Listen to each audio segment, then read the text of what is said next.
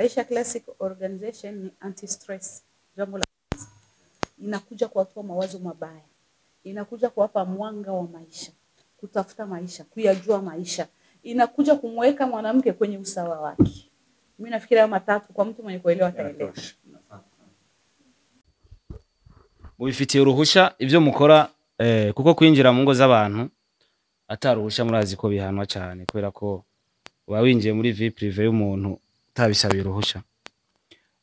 Hari ikindi mwavuze ati ikibazo cya kabiri izo massage zikorwa n'abandi. Mbega hazoba hariho security kumbure y'abagore kuko turabizi ko muri massage umugore ashobora kujayo agakorerwa massage neza kumbure mu rugo bitameze fresh maze gukorerwa massage nziza hariya. Urabizi ko umugore akorerwa massage kenshi n'umugabo, umugabo gasanga akorerwa massage n'umugore. Hariho security kumbure umugore nasubira mu rugo ntazotera akagera umugabo wiwe ati hari abankoreye massage neza wewe nubwo wogenda ntacyo bitwaye. Ikindi kibazo nacyo kivuga giti mwavuze ku bagore cyane ariko kandi ntitwibagirwe ko abagabo hari igihe usanga aribo batuma ivyo bibazo biba. Kubera ko uno munsi for example uno munsi umugore arashobora kuvuga ati je ndavuye mu rugo ndataye urugo kumbura umugabo ntankwiriza ntago bimeze neza yagiye muri ico gihe urumva ko hari umugabo azobateye ikibazo. Numva shaka kumenya aho muzobireza ruva gute kumbure umugore kugira gume muri ugo rugo nubwo adakwirizwa canke hari ikindi gisata muzozana cy'abagabo kumbure n'abagabo ibintu bigende neza cyane. Uno munsi hari abakobwa usanga bahari ugasanga ari kumwe n'umuntu n'ikindi kibazo kigira ni nk'icya gatanu sinzi ko mwavyanditse. Ugasanga uno munsi umukobwa ari kumwe n'umugabo hari ibintu umukobwa adafise havuze ati ibi bintu sivyo abamizirmani cyangwa reka tuvuga ati sivyo abaswahili gusa. Turazi ko hari utuntu tutumanyeri dukorerwa mu buyenzi.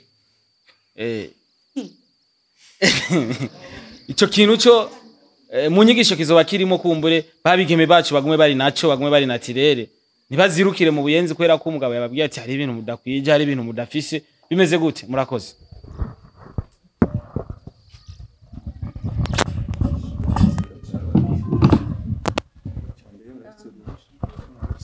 Nafikiri tunaweza kujibu maswali. Swali la kwanza uliuliza kama tuna ruhusa ya kuweza kufanya kitu kama hivi. Nafikiri sio mara kwanza hata tunavifanya, no.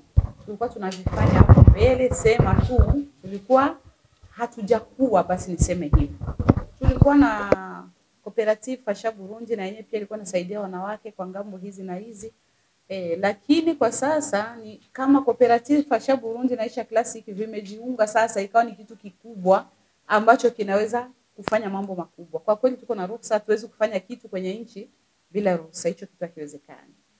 Swali la pili, massage zinazokuwa na bana. Massage tunafanya hivi, wanawake watafanywa massage na wanawake wenzao, wako wa binti ambao wameshasoma kuhusu massage. Unaona tulishafanyia waisha practice hicho kitu, yani wanakijua ambao ndio watakuwa wanasaidia wamama kufanyia massage. Kwa massage feminine. Hapa kwa wanaume hatuna massage ya mwanaume. Ni massage ya wanawake tu. Tena ni wanawake ndio watawafanyia. Cha tatu amesema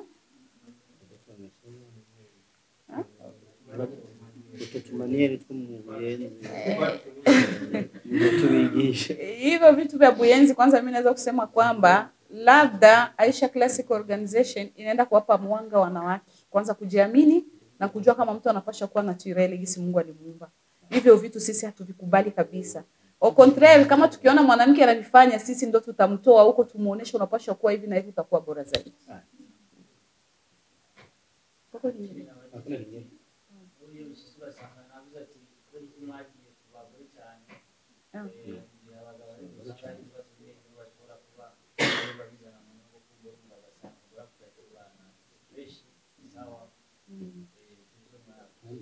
Hicho tulisema kwamba 80% ni wanawake, lakini na wanaume wako na mwanaume ambao atakuwa nawapatia counseling. Unaweza kuwa na matatizo hata ya ndoa, mwanamke amekushinda au anafanya hivi, tuko na special mtu pale wakuja kuongea naye. Na ikiwa ni kuhusu maradhi ya kisaikolojia, tuko na dokta hapa ambaye atakuwa anakuja by rendezvous. Uzimve ko ari umupsikologe ari ngaha ibibazo babikora. Mwanaume mwenye atakoranye neza. Ako muganga mwenye atasaidia mwanaume ico ni kibazo mu bibazo byoshikira n'umugore. Uwo mugabo azoza ngaha bamwakira hanyuma bamurefere uzoba akeneye kumvirizwa tuze tumwumvirize tumufashe.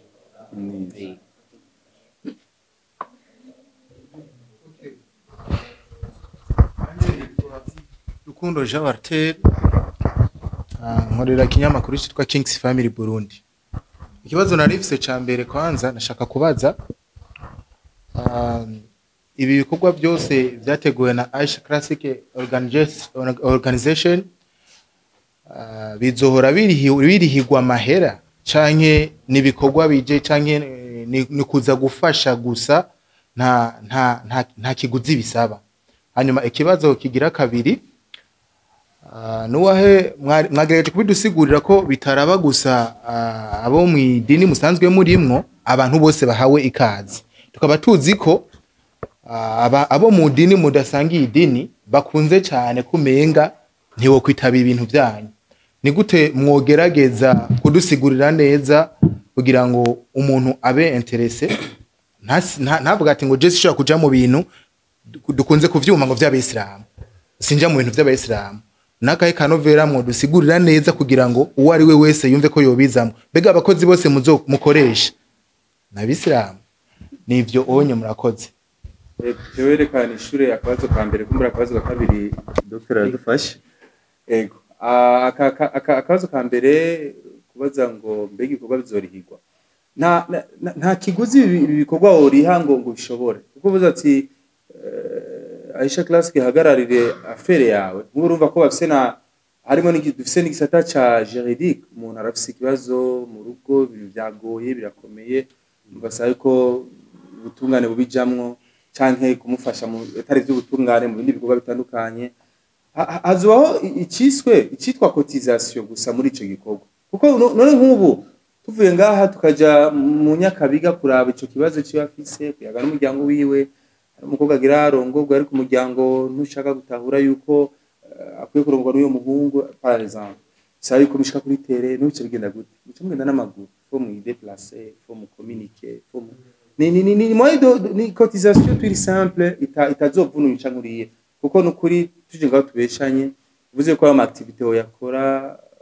0,0000 tuko turibeshera quand même kandi urumva ko ari ibikorwa bikeneye ingufu nyinshi na communication rwo hejuru ati mbega mutwenteresa gute batari abayisilamu bavyumve yuko kiri ngo batari cy'abayisilamu reka tuye mu psychologue abidufashe nibaza yuko ikibazo kijanye n'ubuzima n'ikiraba idini ni ikibazo kijanye no gutera imbere. La bonne santé c'est pas à l'affaire de l'église ou bien de y'umuntu ni affaire ya twese. Sinzi ko mwabonye kuri rya bannière handitse prévenir ahantu handitse ngo agir ensemble. Kubera wewe ufite ikibazo kijanye n'ubuzima kijanye n'amagara yo mu mutwe niyo bitoba birabonekera amaso y'abantu mugabo ibyo biza kwafekta abantu bose mu bantu. Niyo mpamvu abantu bose mu bana saba musulman. Je suis du musulman. Ni zuragira mvuga. Je suis pas musulman. Mugabo ndi l'approche holistique muri iki kintu ni kwakira uyo muntu wese akwitura. Reka ncenja kuri kijya wahereyeko l'intervention psychologique ou psychothérapeutique c'est très cher, ça coûte cher. Kubera yuko ufasha umwanya wo gukurikirana umuntu no kumufasha mu magara si consultation ya 1 heure anamnese usanga ifise amarandeva arenza 5 rero ahubwo muhamagarira abantu batora amakarte ya Aisha Classic badere comme les membres kubera utazoba ari umumambre bizomugora cyane kuca kujya muryango mugabo aba yari umumambre akabaza ari hakuga cotisation bizokoroha ko ashobora kuronka des actions n'ama avantages n'ama intervention ya Aisha Classic. Niyo mpamvu tugende rero muri rusange dukorere hamwe amagara meza kuri twese n'amagara meza yo mu mutwe avanze n'ukuntu ushobora kwicara hamwe twese tukiyumvira ingene twotera imbere. Naitwa Juma kutoka Isaac TV, tunajua nilitaka kumuuliza Elias Nonio, je suis psychologue. Je salue fermement l'action de bien l'initiative de l'organisation Aïcha Classique. C'est une initiative qui vient aussi épauler d'autres actions ou interventions de pas mal des organisations établies au Burundi, et spécifiquement dans ce domaine de la santé mentale. Mais la valeur ajoutée de Aïcha Classic Organization, c'est cet espace qui vient d'être offerte à la femme, une organisation qui se positionne comme la voix de sans voix, spécifiquement ces femmes qui subissent de violences domestiques, professionnelles, des violences basées sur le genre et d'autres. Mais le plus important des opportunités que Aïcha Classic Organization va offrir à la communauté burundaise, c'est cet espace d'écoute. Et cet espace d'écoute, ces actions de psychothérapie et qui seront, je dirais, spécifiquement professionnelles. C'est vrai, l'accent est mis sur la femme, mais ce n'est pas tout simplement la femme. Nous sommes tous conscients qu'actuellement, il y a pas mal de problèmes, spécifiquement socio-économiques. Et dans ces défis de la vie dans les familles burundaises, l'homme porte chapeau parce que c'est lui qui cherche tout. Mais dans pas mal d'autres familles, la femme prend une place de 80%, donneur d'affection, fait tout pour que les enfants puissent non seulement étudier, mais aussi acquérir de l'éducation. Là, je souligne, la femme occupe une place très prépondérante. C'est pourquoi Aïcha Classique met l'accent sur la femme. Mais quant à nous, en tant que psychologue clinicien, on ne peut plus songer tout simplement à la femme, parce que vraiment, le foyer, c'est deux personnes. On va aussi essayer de faire de discussions avec les hommes, faire de focus group, faire des psychothérapies cognitivo-comportementales en droit des hommes, pour que réellement, même si la vie pose défi, qu'on puisse ensemble relever les problèmes qu'engendre la santé mentale, des troubles diversifiés, les stress, les burn-out, le stress professionnel et d'autres. Je m'aimerais aussi souligner les cas de la vie qui devient chère et stressante, et qu'on va aussi essayer de toucher. Mais réellement, comme a dit Madame Aïcha, on va aussi entreprendre des sessions sur l'entrepreneuriat féminin pour que aussi on puisse aider les femmes à trouver des solutions sur les revenus, les moyens de subsistance dans les familles. C'est pourquoi des sessions d'écoute seront offertes à quiconque qui viendra toquer sur la porte de Aïcha Classic Organization. On va exposer en exergue les problèmes que pose la vie, spécifiquement sur la santé mentale et d'autres problèmes de la vie courante, le dimanche 6 dans notre conférence débat qui va exhiber en long et en large la dimension de la santé mentale actuellement au Burundi, et étant donné que ces types de troubles sont causés par pas mal de défis que nous avons traversés en tant que Burundais, des guerres cycliques, des crises socio-économiques comme dans notre pays, ainsi que les défis de la vie que nous sommes en train aussi de survivre. Mais on ne saurait pas penser à développer ces types de dimensions sans pouvoir parler qu'il faut savoir que ce qui touche le corps touche aussi l'esprit, vice-versa. Les troubles de la santé se répercutent sur les troubles de la santé mentale se répercutent sur la santé physique.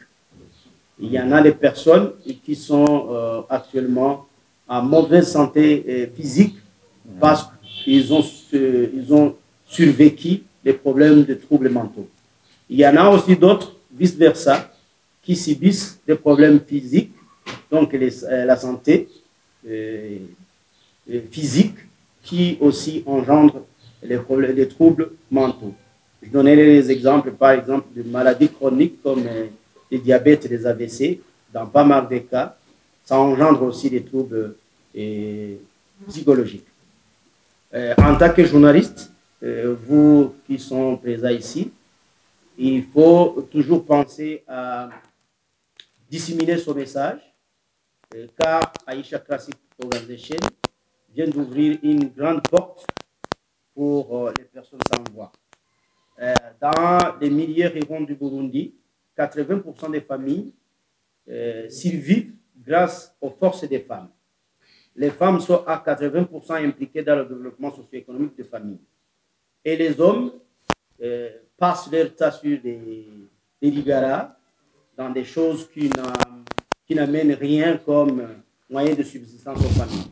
Donc, c'est une occasion de faire une sensibilisation très large pour que chacun ou chacune prenne sa responsabilité. La santé mentale est quelque chose qui est incontournable. C'est l'esprit qui est en jeu.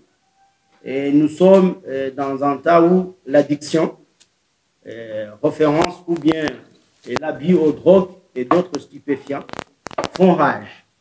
Pas mal des hommes parce qu'ils échappent aux responsabilités familiales ou bien l'élément aux responsabilités très intimes envers leurs femmes, ils se passent aux drogues ou bien d'autres produits fabriqués localement qui ne sont pas contrôlés.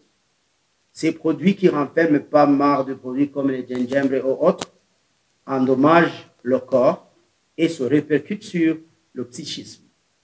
Ici, c'est la faiblesse du corps qui est aussi, dans pas mal de cas, engendre la faiblesse de l'esprit. Donc, avec cette dimension de mettre le corps en harmonie avec l'esprit, comme on dit en latin, mens sana in corpore sano, un esprit sain dans un corps sain. C'est ça que Aïcha Organization vient faire. On va essayer de maintenir les corps de nos clients, on va plutôt maintenir les esprits de nos clients dans un corps sain. On va essayer d'équilibrer le mental et le somatique. Nous sommes ici, on va faire le mieux possible, mais grâce à vous, tout va être possible. C'est vrai, il y a tout simplement de telles interventions dans d'autres organisations, mais pour le moment, c'est une autre dimension. C'est vrai, il y en a pas mal de gens qui se passent à des chambres de prière, à des actions superstitieuses, à la sorcellerie ou autre, mais ce n'est pas le cas pour Aïcha Organization. Je m'arrête ici, de plus large, on va en discuter dimanche. Merci beaucoup. Bize neza yuko umeze neza izina ryanjye ni Malof mwarimu kuva kuri Isaac TV nkaba natwiteka kugira ngo abahereze ikaze ndetse no kumodera kino gikorwa kigiye kubera hano ni conference of press yateguwe na Aisha Classic Organization ndetse ku bufatanye cyane na CRDB Bank nkuko tubibona ariko kandi imbere yacu hariho Aisha Classic mwenyewe ariko kandi hariho Isaac muri PJ Classic ariko kandi yongeye ahagarariye na Isaac TV ndetse tuzaza kumenya byinshi hagati y'imikorane yabo ariko tutangure ni muco wa mbere kugira ngo tumenye icyatumye dukoranya hano abanditsi n'amenyesha makuru hanyuma nitwarangiza turaza gushikira ku mwanya w'ibibazo turaza guhera kwa Mr.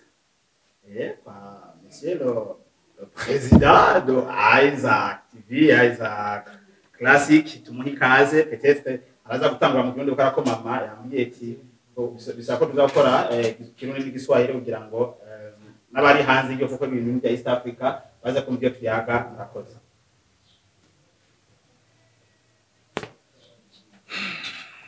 Ice ntangura murakoze.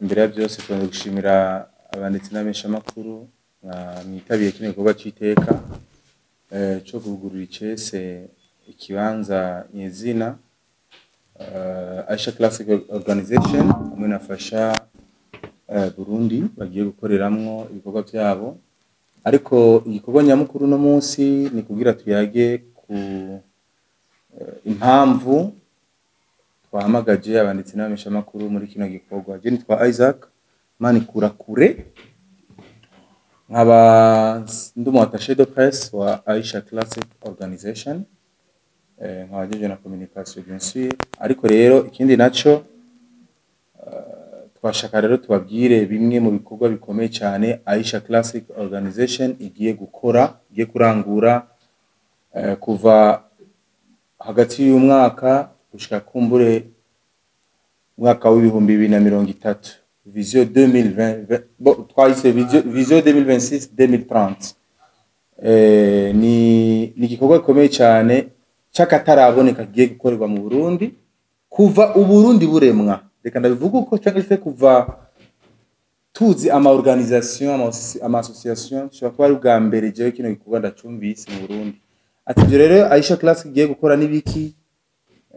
By the way, sigiteramo abesha makuru benshi bahamagajwe babaza ngo ni show igiribe ngo nabasani bagira hakigwe ni iki oya, ahubwo ni gikorwa gihurijwemwo abantu cyangwa se abadamu cyangwa abapapa, imisore n'inkumi zifise ingorane mu kibano.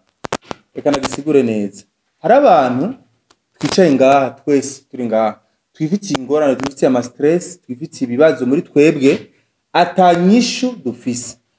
Niyo mpamvu muravye umuzungu cyangwa se teknoloji igeze uko bukeye uko bwije bagenda biyumvira inyishu y'ibibazo abantu bafise. Niyo mpamvu kera hakora bijya bikamera binini, ubakora udukamera dutoya kugira abantu borohererwe. Uwo hagena AI, hagena ChatGPT, ndayumva uburondo ibintu byose byabaye simple, technology ikiraje bwo hejuru cyane. Bisigura rero muri rusangi ugenda buyumvira ibibazo abantu bafise. Aisha Classic rero organization je nk'inyishu ku badamu, imisore n'inkumi bafise ingorane mu kibano babuze inyishu. Aha ni mu bisata byose, reka nabisigure neza. Nabantu bafise ingorane mu kibano babuze inyishu mu bisata byose by'ubuzima bw'umuntu. Mu bisata byose reka mfate bisata nka bitatu bikomakomeye cyane Aisha Classic izohagararamo cyane. Igisata cya mbere ni counseling. Counseling ni kumviriza muri rusange byose ni counseling, ariko hanini rero ni gutorera inyishu y'ikibazo wewe ufise wabuze inyishu. Par exemple, je ndi jeune ndakeneye kugurura company yanje, ndabigenze gute? Aisha Classic Organization yagufasha kuguha idée, planification, plan d'action n'ibindi. Je ndi societe ndashaka ko ndandaza ibintu byanje bishikira abantu benshi, ndabigenze gute? Aisha Classic Organization irabigufasha. Tibo bigora uko twabigufasha nk'uko byogenda uko. Ndafise ingorane, reka rero mu kibano rero mu bene gihugu bato bato. Ndafise ingorane, je ndi mudamu ndubatse, ndi umusore nshaka kubaka, ndi umukobwa ndi nkumi nshaka kubaka. Bega bimeze urumva ndi mu ngorane z'urugo, duhere kubamaze kubakana. Ndi mu ngorane z'urugo, je rugo rwananiye, umugabo je ngena namwomoka ngira nigire, uyu mugore yananiye. Kubera iki yakunaniye? Aisha Classic Organization iraguye uyo mwanya bakakumviriza, bakakwereka n'inyishu, bakaguha n'inyishu y'ikibazo ufise muri wewe. Majambo make ni anti stress. Aisha Classic Organization ni anti stress y'imitwe y'abafise stress.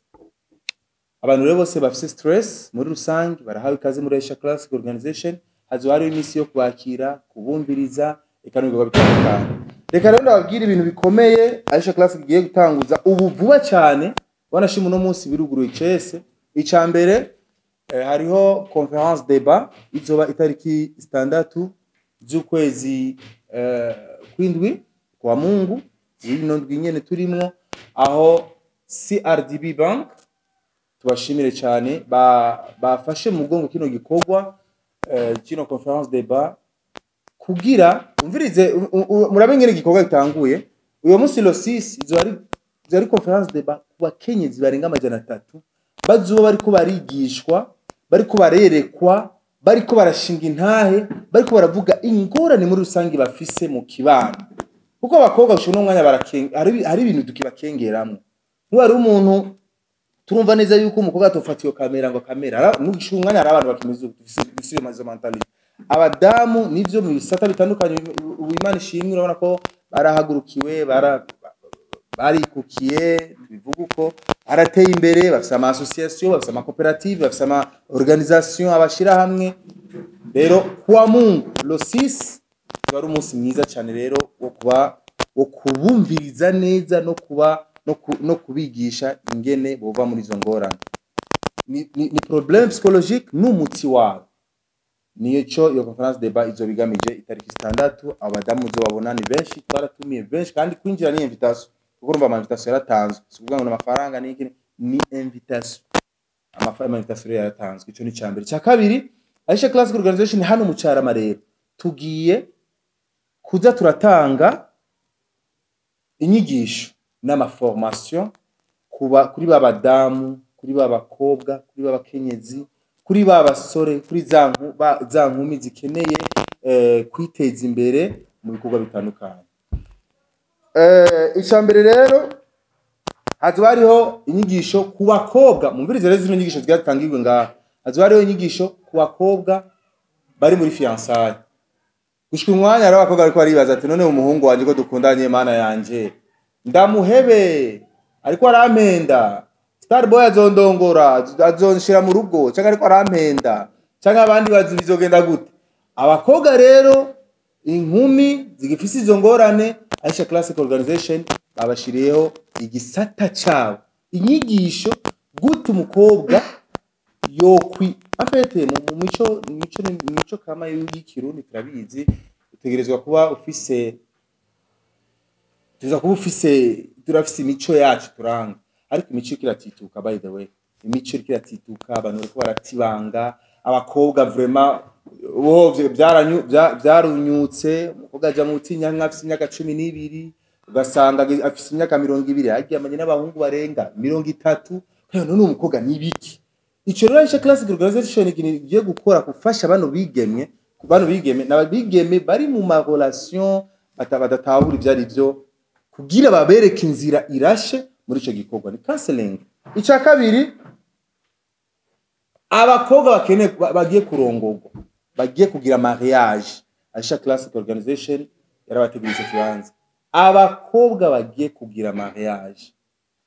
Ugira urongore wateguye mariage asigaye 2 semaines, asigaye 2 semaines 3 semaines ugire mariage. Aisha Classic Organization rero iraguha uyo mwanya ugashika ngaha ukaronka inyigisho za avant mariage, bayita avant goût.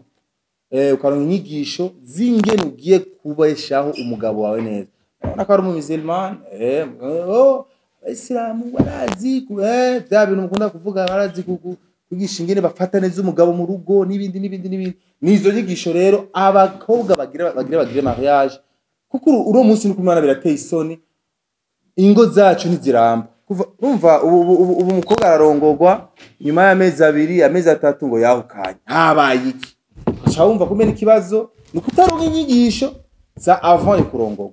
Ico rero Aisha Classic ni mpamvu navuze ati je nka anti stress y'abantu bafise ama stress muri rusange.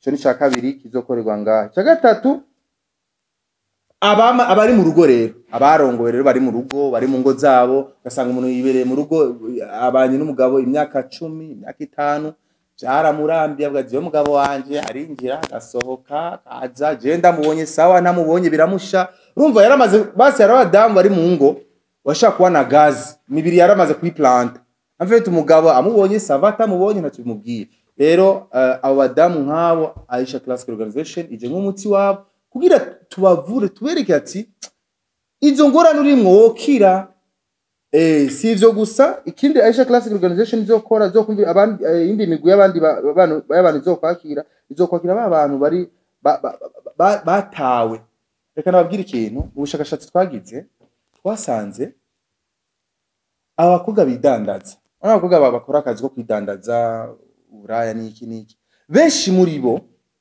barabuze ico afete barabuze umuntu abatahura baca bisanga muri ivyo afite ari umuntu asanga afasha ama decision ari riske mu buzima bwiwe kubera ko yabuze umuntu amwumviriza kubera ko yabuze umuntu amufasha kubera ko yabuze umuntu amukura muri izo ngorane le 6 juillet muzobona murashobora kuzokumva intahe n'izindi what abantu baracaba abantu birakunda ko bigenda ukumva umuntu yari indaya ati je naraje uburaya cyagenze gute Aisha Classic Organization yarafashije how good birakunda rero umuntu iyo migwi y'abantu nk'abo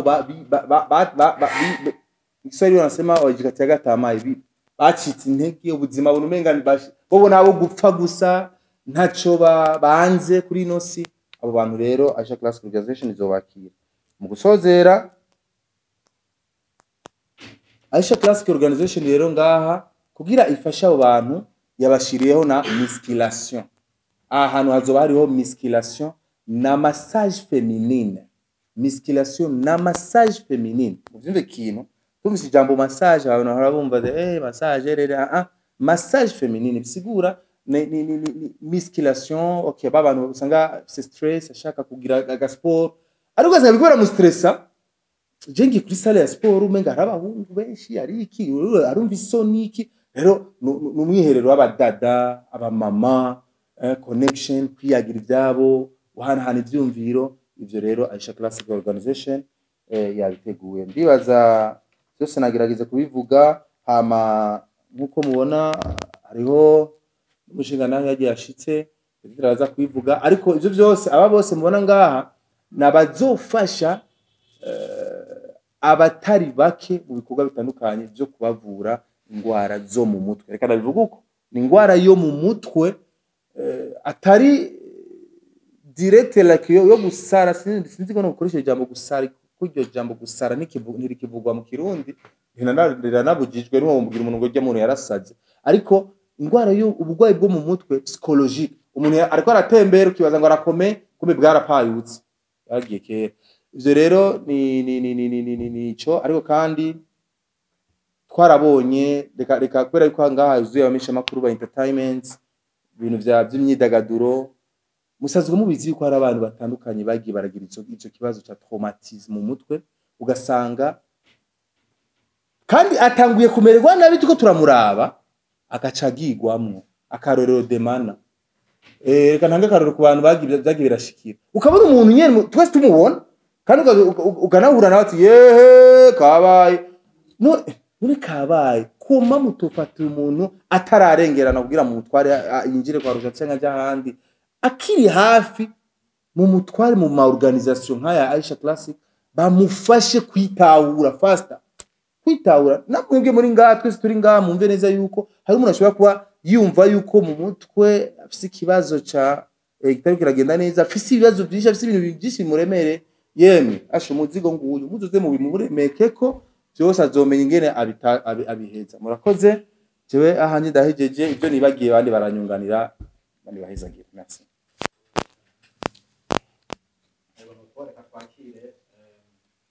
Aisha Classic Organization yunganire mu rurimi rw'Igiswahili kugira ngo abari hanze y'igihugu batabo Igiswahili cy'abarundi batumva Ikirundi neza aho bumve neza ibyagiye gushikiriza kazi cyane. Kwa heshima na taadhima, acha nitoe karibuni sana watangazaji kuja kuitika wito wetu huyu ambao ni wito muhimu sana. Kama Gisa alivyovizungumza hapa Isaac, mengi sana mmesikia, lakini na mimi acha nizungumze madogo ambayo labda anaweza kuwa misahau na kadhalika. Kwanza tumewaitisha hapa kuonesha nafasi yetu ambayo itakuwa ndio ofisi zetu za Aisha Classic Organization ambazo zitaanza kutumika on Monday, ambao ni lendi tarehe 7 ndio zinakuwa wazi kwa ajili ya kusajili wale watu ambao watakuwa na matatizo. Ndio tunaanza kazi rasmi lundi. Na kama alivyosema na dimanche tutakuwa tuko na hiyo conference débat ili tuweze kueleza kwa kina kile ambacho tutakuja kufanya. Na pia nishukuru sana CRDB Bank ambayo imetusaidia sana kwa kusema ili jambo liweze kutendeka. Kwa kweli Mungu awabariki na tutakuwa pamoja nao kwa siku zote kwa hao ambao wametufanyia mazuri sana. Kitu ambacho nataka kuzungumzia kwa sasa ni kwamba Aisha Classic Organization imekuja kuwa ni sauti kwa wanawake. Imekuja kutoa mawazo kwa wanawake, msongamano wa mawazo ambayo mwanamke anahisi kwamba yeye hafai tena katika jamii. Basi Aisha Classic Organization imekuja kusimama kwa ajili ya mwanamke. Kwa nini asifanikishe katika maisha? Kwa nini awe na stress? Kwa nini aone kama dunia imekwisha? Na yeye ni mwanamke ambaye ndiye mama ambaye anazaa watoto na jamii ya kesho. Kwa hiyo sisi tunasimama na wanawake wote ambao wana msongamano wa mawazo. Hatutizami dini kwamba eti huyu na dini gani, hapana. Sisi tunapokea wanawake wote ambao watakuwa na hilo tatizo. Pia na wanaume kuna mtu ambaye atakuwa anawapokea ambaye ni dokta ambaye pia alisomea masomo vizuri na akaelimika ambaye tuko naye hapa na nitampa nafasi azungumze. Kwa hiyo Aisha Classic Organization imekuja kuwa ni sauti. Imekuja kupangusha machozi wale wote waliolia kwa muda mrefu. Imekuja kusaidia wale wanawake anaenda kwenye ndoa, hajua hata anakwenda kufanya nini. Anapata elimu na kujua mwanaume ni nini na nitaishi naye vipi. Na ikiwa huyu mwanaume atamletea matatizo, Aisha Classic Organization itasimama naye kwa hali zote ili mambo yake yaweze kuwa mazuri. Kwa hiyo hii ni sauti ya wanawake ambayo imekuja kupangusha machozi ya wanawake wote. Na ni vitu vingi ambavyo tutavifanya sana sana hii maradhi ya kisaikolojia. Bimaana maradhi ya kisaikolojia ni msongamano wa mawazo. Unaweza kuona mwanamke yuko ndani lakini unaona anapenda kukaa peke yake. Wewe kama mtu mwanafamilia unajiuliza kwa nini huyu mwanamke anapenda kukaa peke yake? Jiulize hilo swali. Kwa nini yuko mpweke? Hapendi watu, sometimes yuko chumbani, sometimes yuko nje, sometimes hataki fujo za watu. Huyu mwanamke ana tatizo kichwani. Msongamano wa mawazo umemtesa, alafu hana nafasi ya kuexpress, kuambia watu na tatizo hili. Kwa hiyo mtu kama huyo sisi tuko hapa kwa ajili ya kumsaidia. Kumsaidia kwa hali zote, counseling, kumpa ushauri na kumweka sawa. Sababu gisi msongamano wa mawazo unazidi, gisi anazidi kuathirika katika mwili wake. Na mpaka wengine wanawake unaweza kumuona yuko anasema peke yake, kumbe ameshaathirika kichwani juu labda mawazo mume anamtesa, labda mapenzi, labda maisha, labda watoto. Hizo zote ni tatizo ambazo zinakuja katika jamii ambao Aisha Classic Organization tunaenda kutia nguvu kwa wanawake kama hao ili wasimama wenyewe kama wenyewe. Waweza kuona mwanamke amekuwa disappointed, mwanaume amemkataa ama amekuwa na breaking heart. Huyu mwanamke ule msongamano wa mawazo wa mapenzi utamuisha vipi ili aone kama maybe tomorrow nitapata mwingine mwanaume ambaye atanifaa zaidi ya wewe. Basi sisi kama Aisha Classic Organization tuko kwa ajili ya mwanamke ambaye ana mawazo, ana machozi, moyo wake umevunjika. Tunamuita na kumsaidia ili aone kama hata kama nimeachika ama huyu mwanaume ameniacha, kesho nitapata bora zaidi. Yaani tuko kwa ajili ya kuwatia wanawake sawa. Sio hivyo tu, tuko na formation ambazo tutawapa wanawake. Kuwafunza kazi, kuwafunza maisha, kuwafunza business, kuwafunza hivi na hivi ili wapate maendeleo, to empower the women. Tunataka kuwapa nguvu wanawake. Unaweza kuona mwanamke yuko na 500,000 kumkono. Hizi franga nizifai nini? Hana cha kufanya, hana wazo. Anachukua pesa yote anaenda sokoni, anauza mavazi, anauza nguo, finish. Hana tena hata pesa ndogo ndani. Kwa sababu gani? Hakujua nifanye nini. Sasa Aisha Classic Organization inampa wazo hizi 500,000. Wewe unaweza kuziona ni ndogo, lakini acha tukupe wazo ya kuzizalisha zikawa milioni 1 kesho. Ndio kazi ambayo tutaifanya kwa wanawake. Kuwasaidia ili wasonge mbele. Kuwasaidia kimaisha ili na wenyewe wasimama wenyewe kama wenyewe. Kwa sababu hatutaki wanawake wazarauike kama wenyewe hawafai katika jamii. Hapana. Mungu ametupa akili sisi wote na tunaweza. Wanawake tunaweza. Tena tunaweza sana. Na hakuna mwanaume aliyefanikisha katika maisha isipokuwa nyuma yake pana mwanamke mweko strong, mwenye mawazo mazuri. Na ndio maana huyu mwanaume akawa strong akafanikisha katika maisha. Bi maana wanawake tunaweza. Na hatutaki kama Aisha Classic Organization tuone wanawake wanajiona kama hawawezi hali ya kuwa wanaweza. Kwa hiyo tutawapa mafunzo mengi tofauti, tutafanya masemina, tutafanya kila ambacho tunakiweza, tuhakikishe kama wanawake wote wako vizuri. Pasina kutizama dini, ili naligusia, pasina kutizama dini. As much as ni mwanamke anakuja na anafanyiwa counseling kama wengine. Pia tutakuwa na massage.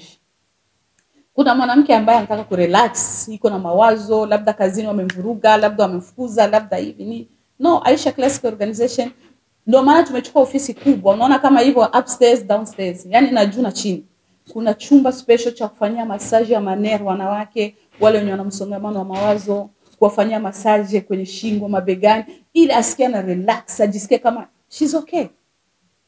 Kwa hiyo tuko hapa kwa ajili ya kusaidia sana 80% wanawake. Sababu ndio wenye kuteseka, ndio wenye kudhalilika, ndio wenye wanaonekana kama hawafai.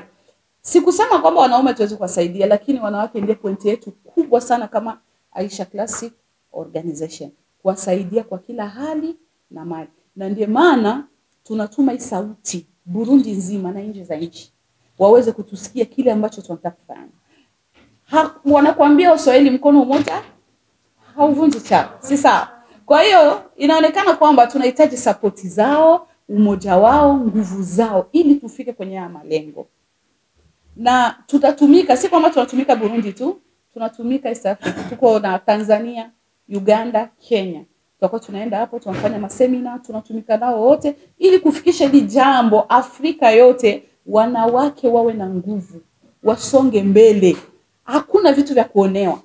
Pia Aisha Classic Organization itakuwa na lawyer. Lawyer ndo avocat kwa ajili ya wanawake. Unamuudhi mwanamke, unampiga, unamuonea au unamfukuza na watoto nje, ajua aende wapi, hali ya kuwa ulimuoa ni binti, leo umemwona shazaa watoto wanne unatupa nje. No. Aisha Classic Organization hilo italisimamia. Na huyu mwanamke atapata haki zake zote kama inavyostahili. Kwa hiyo tuko hapa kwa ajili ya kuwasaidia wanawake, na tunapenda wanawake watu support, waje wajisajilishe, wajiandikishe, tutawafanyia kile ambacho kinastahili. On Monday tunaanza hiyo kazi, waje rasmi na kila mmoja atapata karte yake kama member wa Aisha Classic Organization, na tutafanya vile tunavyoweza. Na nafikiri vingi sana watavisikia Sunday, ambao ndo tutazungumzia kila kitu na kazi ambazo tutazifanya. Kwa hiyo mimi nafikiri nikishia hapa, mengi mtakuwa mmesikia. Acha nimwachie dokta ambaye yeye pia atasimamia haya maradhi ya kisaikolojia na tiba yake, ambaye tutatumika naye kwenye Aisha Classic Organization ili kusaidia wanaume pia na wanawake wenyewe vimezidi kipimo. Kuna ile counseling unaongea naye mnamaliza anakuwa sawa. Kuna ile unaona kama hapana, hizi stress is too much, lazima wewe apate help, labda ya dawa kusinzia, kurelax nini. Kwa hiyo tutatumika hapa na dokta wetu huyo hapa. Acha tumwachie neno na yeye aguse kunapo hayo maradhi, ili watu waelewe vizuri tunataka kufanya nini kwenye Aisha Classic Organization. Ni hayo tu.